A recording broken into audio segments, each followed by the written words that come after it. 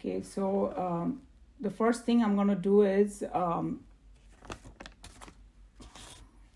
for Uma Nagpal ji's son, who passed away, Rob Nagpal, we're going to do Triambakam mantras 11 times for his Sadgati, for the peace of his soul, and for all of us, to have peace.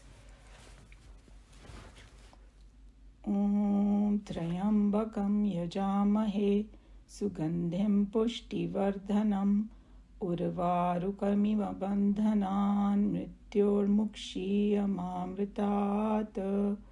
Om Triambakam Yajamahe Sugandhim Pushtivardhanam Urvarukamiva Bandhanan Mrityurmukshiyamamritat. Om Triambakam Yajamahe Sugandhim Pushtivardhanam Urvarukamiva Bandhanan Mrityurmukshiyamamritat. Om Triambakam Yajamahe Sugandhim Pushtivardhanam Urvarukamiva Bandhanan Mrityurmukshiyamamritat. Om Triambakam Yajamahe Sugandhim Pushtivardhanam Urvarukamiva Bandhanan Mrityurmukshiyamamritat. Om Triambakam Yajamahe Sugandhim Pushtivardhanam Urvarukamiva Bandhanan Mrityurmukshiyamamritat.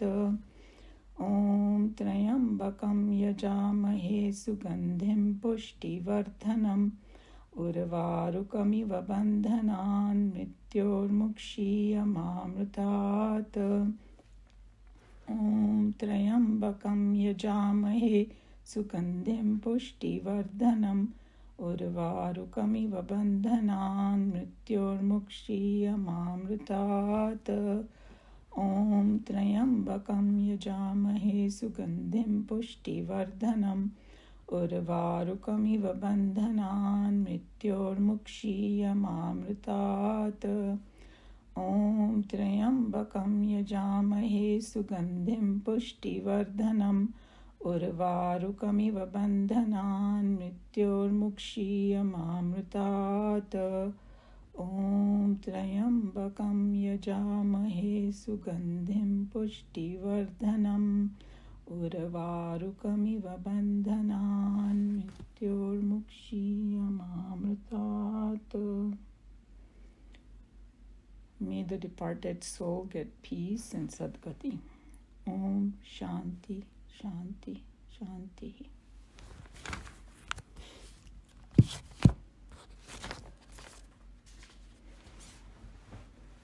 Om Sahana Vavatu Sahanau Bhunaktu Sahaviryam Karvavahai Tejasvinavadhitamastu Ma Vidvishavahai. Om Shanti, Shanti, Shanti. Hari Om Shri Gurubhyo Namaha. Hari Om. Vasudeva Sutam Devam Kamsa Chanuramardhanam Devaki Paramanandam Krishnam Vande Jagadgurum. Krishnam Vande Jagadgurum.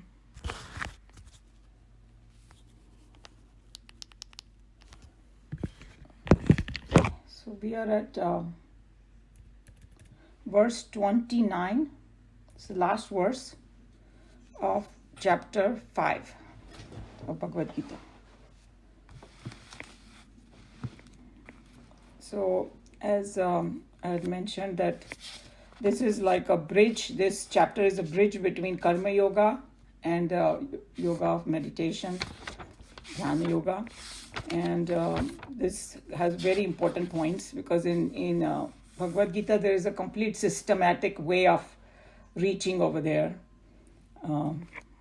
There's no what should I say? It's a smooth road if we follow Lord Krishna.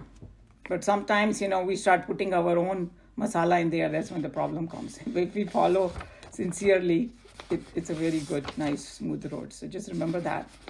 So the last verse that we did, 28, was part of, the meditation.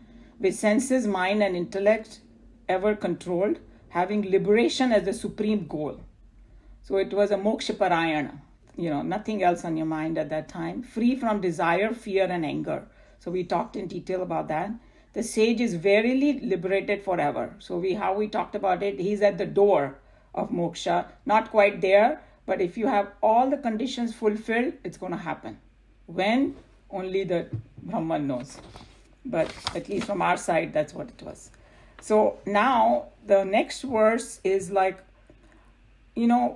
what he should be meditating upon in the Dhyana Yoga and what he will know in it.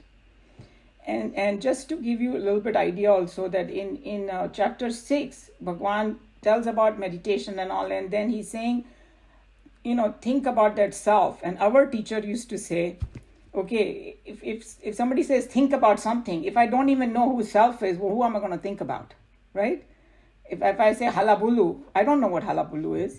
So after that, the next 6 chapters are going to talk about nature of God, who really God is. The more we know, the more our mind will get absorbed. So reaching that state, meditative state, all the preparation is needed. And, we are only at 5th chapter. We have to still go up to 18th. So after we get the grasp of everything, it becomes easier and easier and the path becomes smooth. So we have to have a little bit of patience also. But in every chapter, he's going to give you some little bit hints about what it is, and then he's going to build up from there. And the next 6 chapter I talked about from 7 to 12, again, it's going to be like, it's going to build, it's going to do a foundation, then it's going to go more and more subtle at who God is, and also that's the journey we're going to take. So in this one, there are certain things that he's going to open up that, who that God is. So keep that in mind when we're doing this. So here is a verse. Bhoktaram Yagna Tapasam Sarvaloka Maheshwaram Suhadam Sarva Bhutanam Jnatva Mam Shanti Mruchati. Bhoktaram is the enjoyer. So like we always say, everybody wants to enjoy life. There is nobody in this world who will say, I don't want that, You can call it different names, happiness, joy, this, that, but that's the physical world, that's the purpose. So, but who is the enjoyer we're going to learn here? Yagna Tapasana, of the sacrifice and austerities. Okay, these 2 things they've talked about in detail before. Yagna, sacrifice, actually the word is yagna, but there's no very good word in English, so they just call it sacrifice. Austerity is tapas, and then we saw how many different kinds of tapas are there. Sarva Loka Maheshwaram, the great Lord of all worlds. And we are going to learn, how that our indriyas, they are powered by different devatas. And this is like, we say, Devo ke Dev Mahadev. This is Devo ke Dev, the Lord of all of that. Sruhadam. This word comes another time also, a couple times in Bhagavad Gita. Very, very nice word. It means a friend. And a suhridaya. But just not ordinary friend. True friend whose only anxiety is, like good for you. Good for you in a spiritual sense and good for you overall. Not just a nodding type of friend, haame lane wala friend nahi, but true friend. So Suruhad means that. Sarva Bhutanam, of all beings. So here it's not just humans. All living beings, animals, birds, everything, fish. He is a friend of all beings. Gnatva is having known. And we're going to learn that doesn't mean knowing means not like objectively knowing something with our 5 senses, but realizing that kind of knowing, and we'll go a little bit more detail in it. Mom is me. And here Krishna Bhagwan is referring, that I am your Gyatva me, meaning mujhe janne wala. The word me Chinmayananji is going to caution us and all the other saints and sages, don't look at Krishna Bhagwan as a body or as a person who was born. He's talking about the Atma and Atma and Brahman, because he's one with it right now. When he's doing this Bhagavad Gita, he's one with that Brahman. From that standpoint, he's talking about. So from, you can say Ishwar, you can call Bhagwan, you can call Brahman, whichever way you want to do it. But that's what he's referring to, not Krishna Bhagwan as a body. Shantim is peace. Ruchati is attains.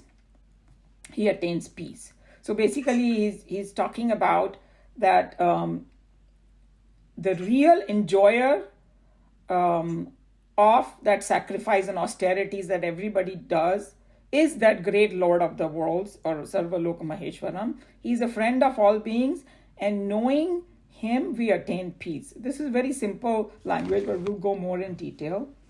So let's see what other Swamis, and I'll open it up and all that. So in the state of meditation, Bhagwan says that having realized me, and as I said, that don't look at it as a body, but realizing me meaning realizing that Atma or Brahman, this person attains supreme state of peace. And so, and as I mentioned, that when he says Mam, self, so the example given is very good one by this Dilli Wale Swami. He said it's like a wave and the ocean. We see this example of wave and ocean. Suppose a wave is meditating and becomes a dhyana yogi, okay? So then wave realizes, oh, I'm not this wave, I'm actually H2O, I'm the water, right? So in that water form, there is no modification, it always stays H2O. This is just an example, huh? Because the wave can have a bigger shape, smaller shape, can be big wave, small wave, but all the waves are like H2O only. And he's saying that it is the outer form that is just dying and born. When he says something is born and dead, it is just the form. H2O remains the same. H2O is not dying, just the form is dying. And then what it realizes, one more very important thing, that, oh, so I am this water and I am there in all the waves. If you say I am the water, then it becomes like, hey, all the waves are the main hu usme. Like when they say, no, Krishna Bhagwan, when he says main hi sab mein hu, what does it mean actually? Scientifically, that's what it means. That hey, the wave is saying, I am water and I am in all of them. And then where does this Ishwar come? And we have discussed this, that Ishwar is the total intellect, or the Hiranyagarbha. Okay? That is the whole ocean. So that you can call it Ishwar. So one wave you can call it Jiva, and the entire ocean is that Ishwar. So that is how you have to understand that Ishwar. So when he's talking about that Ishwar, he's talking about that totality. And then he says that totality is actually the enjoyer of that, or cosmic enjoyer of that yagna or tapas that you do. All of us do, collectively, that we do. Okay, because like he was explaining, Nikhilananji was explaining that Jiva is the one who is the enjoyer of individual sukh and dukh. जो हमारे प्रारब्ध से आता है, सुख and dukh, we are the one. But that cosmic enjoyer is of all the yag and tapas together, all the sadhana that we do. Okay? And this word Sarva Loka Maheshwaram, if we look at this word, he is the Lord of all the lokas. And what do they mean by that is, like we have our five senses, right? And we have discussed in our class that our five senses, we have the physical equipment, like we have, the ears and eyes and the nose and all that tongue. But without the devata behind it, you cannot function with those. For example, I cannot see until sun's light is there.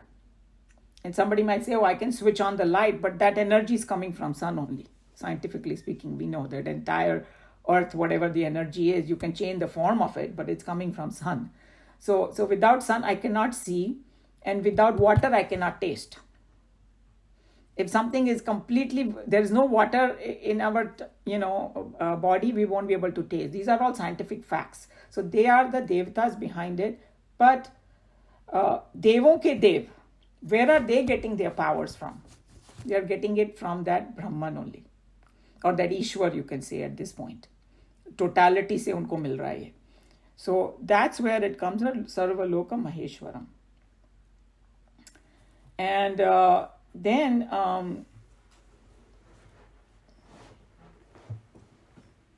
the other thing is that Ishwar is the one in which everything comes out from, is sustained and is dissolved in it. Just the same way like the waves. The individual waves comes out of the ocean, stays there for a little while, plays and all that with other waves, then it again dissolves in the ocean. So that's where this relationship is of Sarva Loka Maheshwaram. And then you can say, hey, ocean is the lord of all the waves, right? Without ocean, you don't have the existence, and it's coming from there, it's maintaining it in the ocean only. Like our teacher used to say, if you take a wave out of the ocean and bring it in a bucket in my house, that's not a wave anymore.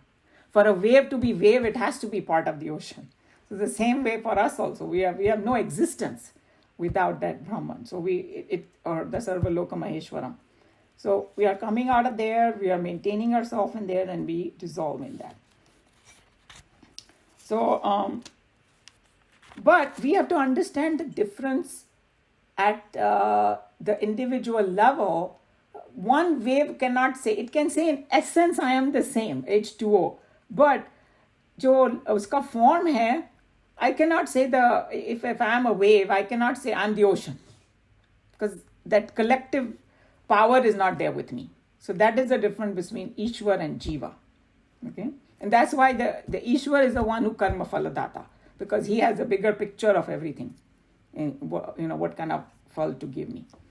So basically in that meditation, what he's talking about, Krishna Bhagavan, that we not only know my real nature, but also the nature of that Ishwar, that at that level we are the same, and that's why we have this sentence in our Vedas, Ishivoham Shivoham, right? And that Nirvan Shatkam bhi hai, Mano Buddhi Hankar and Chittani Nam and all that.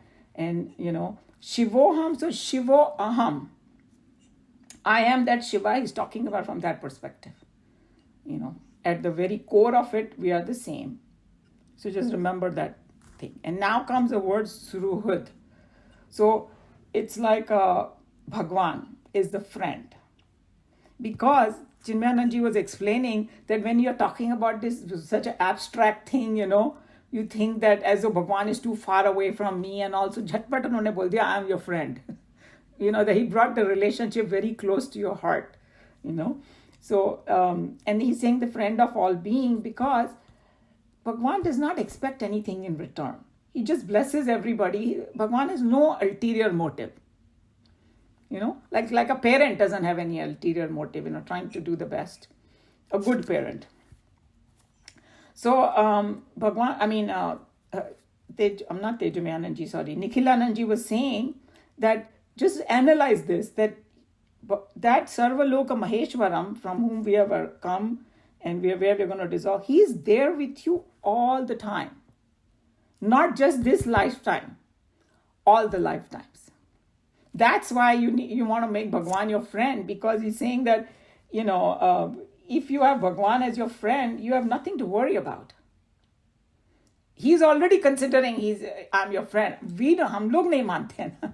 अगर हमने भी मानना शुरू कर दिया, so he was saying that we don't need to worry about it until our moksha, because he's going to be there with you before, now and later, all the time. Because he's saying the world में किसी को friend बनाया जी तुमने इतना ऐसा, वो क्या बोलते हैं उसको, text messages bheja, ye kiya, wo kiya, friendship band pehna, and then when you need your friend, he's no more there. Kahan gaya? Party mein gaya.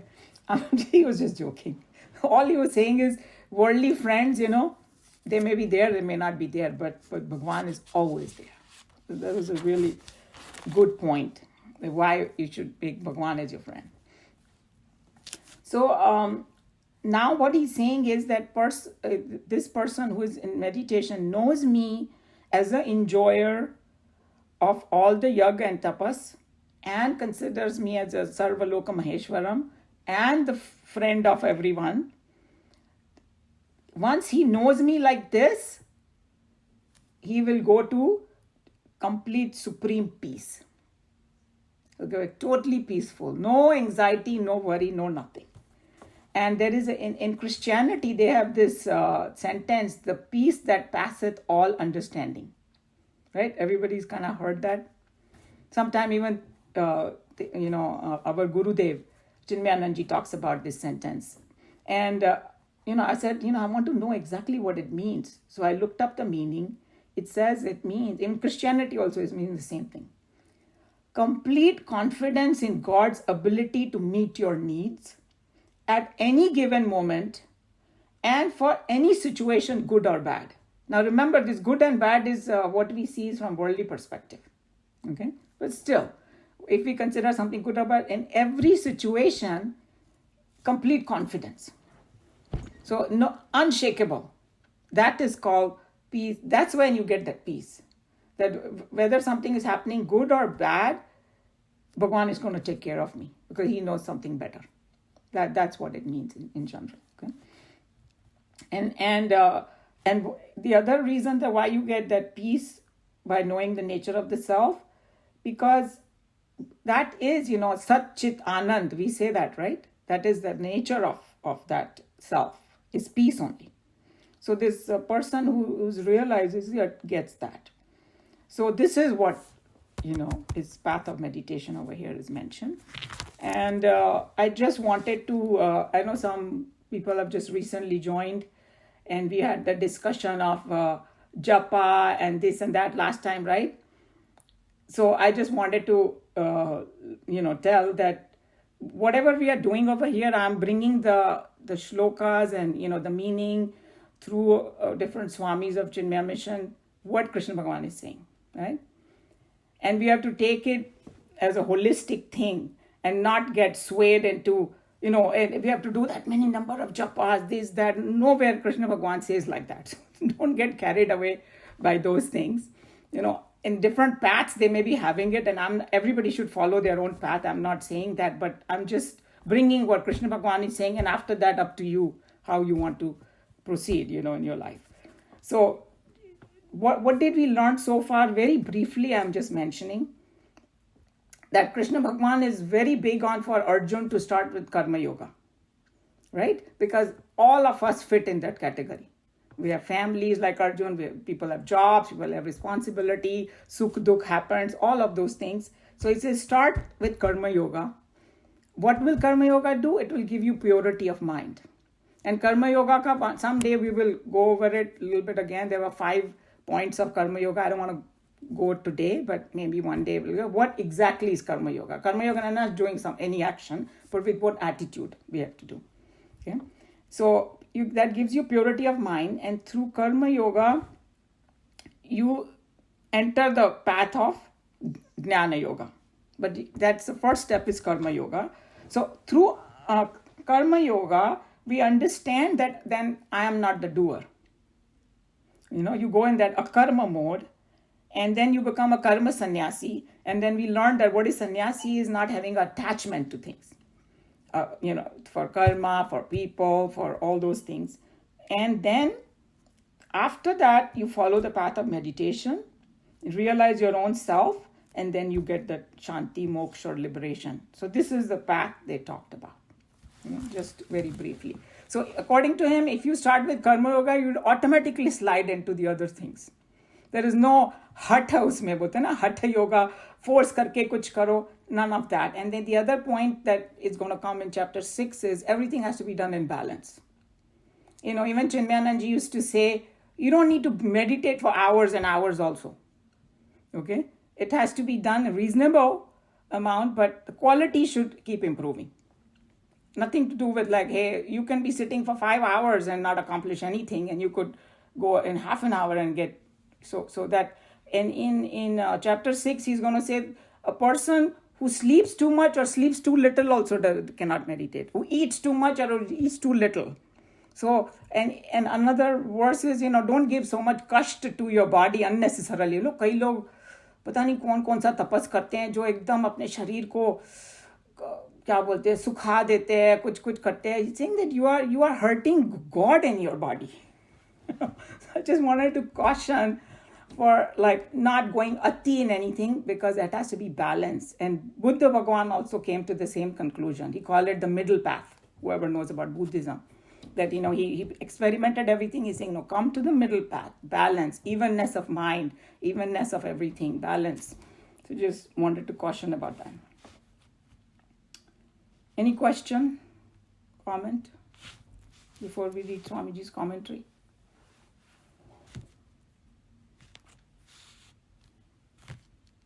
Any volunteers to read? Shilaji.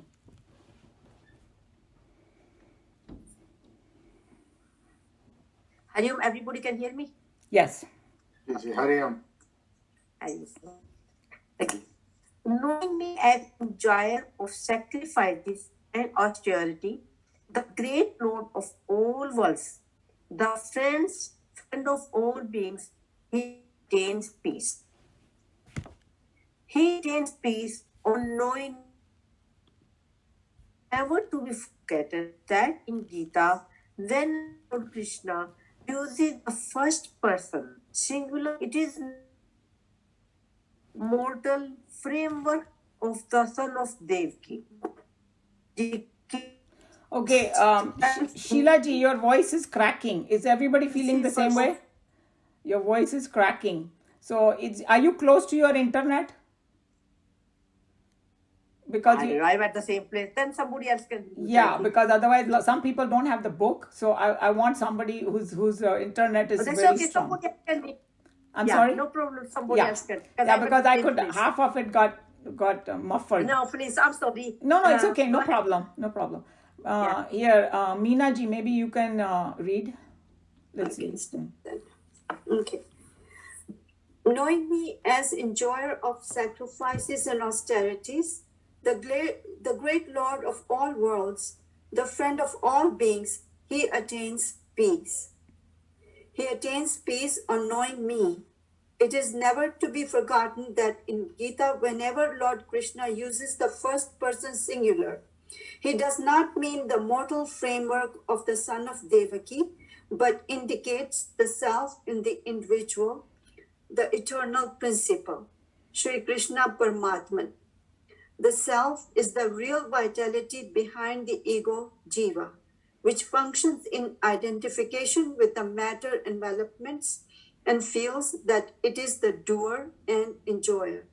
The term yagna has been already explained earlier. In its Gita implication, yagna is the self-dedicated work which one performs in any field of activity. Tapas means all self-denial and practices of self-control which the ego undertakes in order to integrate and revive its own capacities to seek its real identity with the eternal. Okay, so here we already discussed it, that when Krishna Bhagavan says me, it's not the mortal framework he's saying. He's talking about that eternal principle, Krishna the Paramatman, because later on he's going to say, bow down to me, do namaskar to me, and if somebody has not understood this, what they are trying to say is, hey, Krishna Bhagavan is being very egotistic, telling Arjuna. But what he's saying is that Sarvaloka Maheshwara and that Paramatma. And then he also, Swamiji explained very beautifully what is the Yagna. And Yagna is a self-dedicated work which one performs in any field of activity. So it doesn't have to be the physical yagna that we talk about with the fire ritual.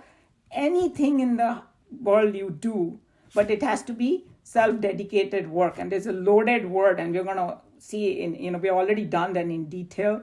And whoever came to the class late can go back to chapter 3 and 4 and read it and, see how you understand that, because that's a very important one.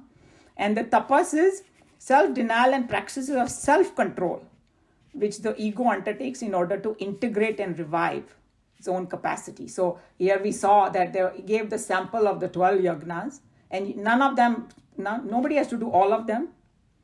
You can pick few that is conducive to your mental nature and progress in this. You should know why we are doing it, and it has to fit well with your personality to do it, and then you can go further. Yeah. The self is certainly the Maheshwara, the Lord of all lords, the God of all gods. Here the Ishvara is to be understood as the controller of all fields of activities of perception and expression. Each one of them is considered as presided over by various faculties, and they are termed as devas, meaning illuminators. The faculty of seeing illumines the field of the eyes and thus gives the knowledge of forms and colors. The faculty of hearing illumines the field of the ears and thus provides the knowledge of sound, and so on. The self is, in fact, the Lord of all these individual lords, governing, controlling, and ruling over the various fields. Therefore, Lord Krishna, as the self, confers upon himself the title of Sarva Loka Maheshwara. So I explained this, and just like those Puranic stories and all that, and we have this, ये जो देवता स्वर्ग में वास करते हैं, वायु देव and Agni Dev and Surya Dev and Chandra Dev and all that. So it fits over here. उनको देवता इसलिए बोलते हैं कि these are like the faculties that give power to our senses to function. But उन सबको मिला के उनका जो boss है ना, that is that Ishwar.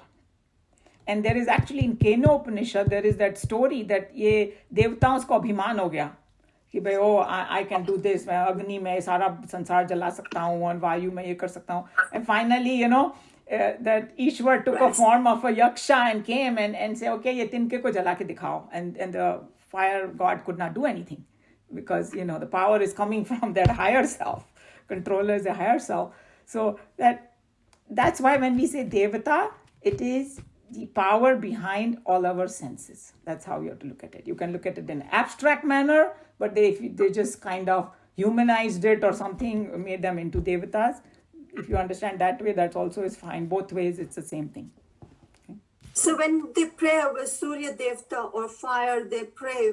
So we're talking about the higher of the Surya Devta, or the Surya Devta, the light that illumines our eyes.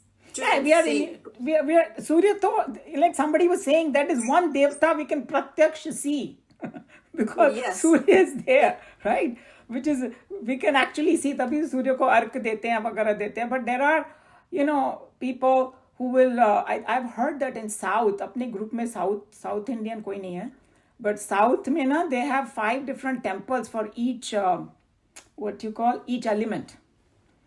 Okay. Yeah, that like the Vayu temple में कोई मूर्ति नहीं है, वो वायु की पूजा करते हैं and आकाश की and things like that. So, in a collective manner, they are very powerful. Forget about even collective manner. अगर कोई तेज यहाँ पर तूफान आ जाएगा, वायु can destroy everything. और अगर ocean, water, if it वो अपना मर्यादा छोड़ दे तो पूरा सब जलमग्न हो जाएगा. They have individually a lot of power. So when we talking about Devata, it's a collective force of that. But in our Puranas, they have made it into a form, right? Agni Devta and Vayu Devta, and they can take a form also. I mean, Ganga took a human form, okay? Because the energy is there of Ganga. Collective energy of Ganga from, when it starts until it merges. So. And in ourselves, in us. Like we have the ansh, yes, we have the ansh of without them being with us, we cannot function. Suppose if somebody has a ear is perfect, okay? When a person dies, sometimes their body may be still functioning, but the pranas are gone. That power is gone of seeing and everything. So those devtas, we relate to the same devta that we pray. Yeah, you can. Except Somebody that's can pray in the unsure, form. That's a part of it, Huh? right? I'm sorry. Say That's that a- again. The devta that we pray as a whole, and the devta that is residing in us, working in through us, is a part of that. Is Yeah. that what it is? Yeah, Okay. and yeah, absolutely. Okay. Yeah. Okay. All right. In our ordinary experiences in the world, a man who has kingly powers is very difficult to approach, and the King of Kings, a personality striking awe and reverence in the heart of the ordinary man, becomes almost unapproachable to the ordinary people. Therefore, the Lord has to qualify his title of Sarvaloka Maheshwara with the epithet that he is at the same time a friend of all living creatures. So here, that's what Swamiji said, that, Krishna Bhagwan is very kind. Like, he said, oh, Arjun might think, my God, how do I approach this Sarvaloka Maheshwara? He said, don't worry. He's a friend of all beings. Because whenever we talk about friend, immediately you feel that connection, Right. with somebody. I can share everything with a friend, and friend is, we depend, on friends so much. Sometimes family, you can't depend on as much as you depend on the friend. You can't tell your family certain things, but you can go share with your friends. Imagine that. So he's taking the title of, Suhrud. Yeah. The term knowing is not objectively knowing Krishna in the sense in which we come to know a flower or a fruit. But here, the term knowing is to be understood as realizing. Spiritual experience is the realization of the self to be the one great ruler within, who presides over all the activities within the body politic, who is the one at whose altar the perfection-seeking ego surrenders all its spiritual activities, and as a tribute to whom the seeker brings all his self-denial and asceticism. So here, No. Sorry. Go ahead. Let's read the last two. Yeah, go ahead. Knowing him to be none other than Krishna, the individual reaches the goal of peace, the eternal sanctum of perfection. Go ahead. Yeah, so this is the final thing that happens, knowing him to be none other than Krishna, the individual reaches the goal of peace, eternal sanctum of perfection. And here Krishna is referring to that, higher self in you. So I was just saying that here how it's mentioned that this knowing is to be understood as realizing. And the same thought is going to come in Kathopanishad, exactly the same thing. Actually, it came last week, but I know that the recording didn't happen properly. So I will probably repeat that a little bit. And the word over there is nichaya. And basically, it's knowing means not knowing as an object, because God is beyond the five senses, transcendental state. So it is realizing. That's why the word self-realization, that's how they use it, the word. They don't call it self-knowing, because you cannot grasp it by the five senses. So, any question on this? Comment? Anybody wants to add anything?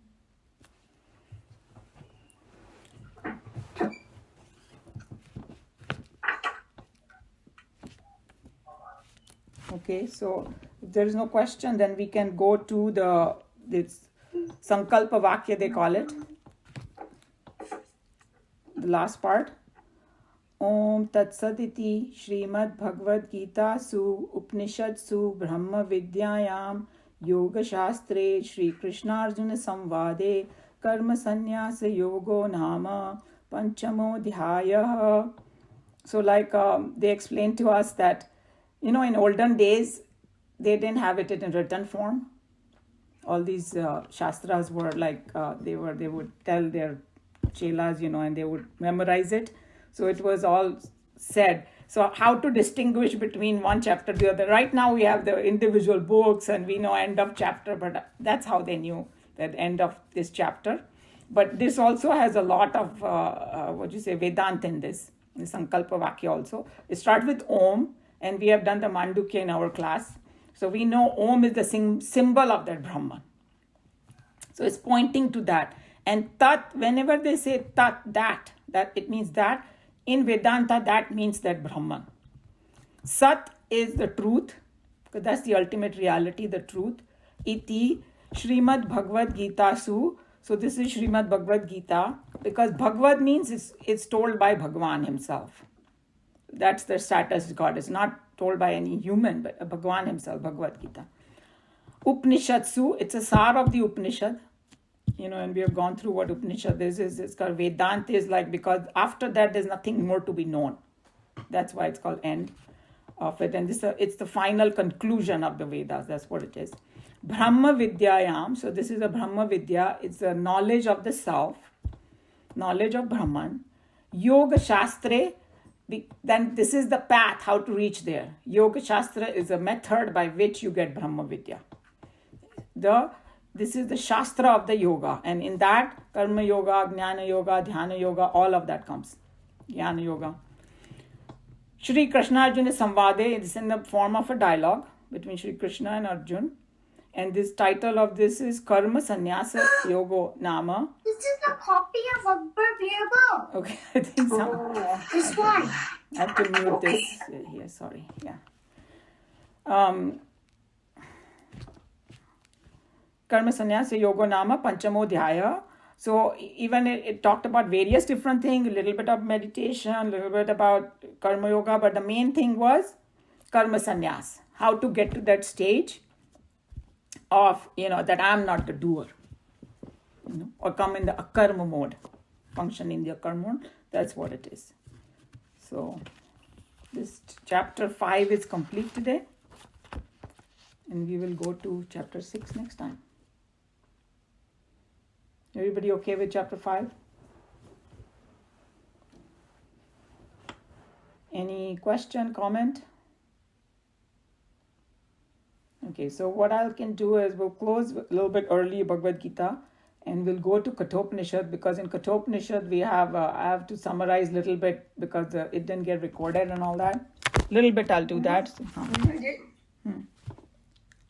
go ahead. Who's speaking? नीचे जो वो नहीं पढ़ना, the yoga of true renunciation हमारी book में तो है.